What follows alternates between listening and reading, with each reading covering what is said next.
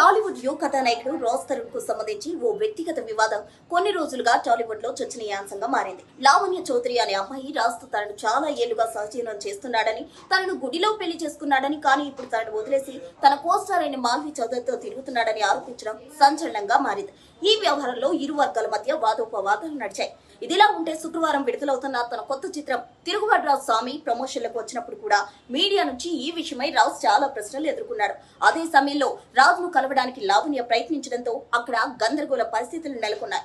ఈ వ్యవహారం ఇలా నడుస్తుండగానే రాజ్ కు మద్దతుగా మీడియా ఛానల్లో మాట్లాడుతున్న ఆర్జే శేఖర్ భాషను లావణ్య లైవ్ లో చెప్పుతో కొట్టడం సంచలనం రేపింది. ఇప్పుడు లావణ్యతో కలిసి ఒక టీవీ ఛానల్లో చర్చలో పాల్గొన్నారు. ఈ సందర్భంగా లావణ్య డ్రగ్ అడిక్ట్ అని ఆరోపిస్తూ ఆమె పిల్లలకు కూడా డ్రగ్స్ అలవాటు చేస్తుందన్నట్లు ఏదో మాట్లాడారు. కొంతసేపు ఓపిక తనకు కౌంటర్ ఇచ్చిన లావణ్య ఉన్నట్టుండి తన చెప్పు తీసి అతని మీదకి విసిరేసింది. దీంతో ఈ చర్చలో పాల్గొన్న న్యూస్ ప్రెజెంటర్ ఇతరులు అవాక్కయ్యారు.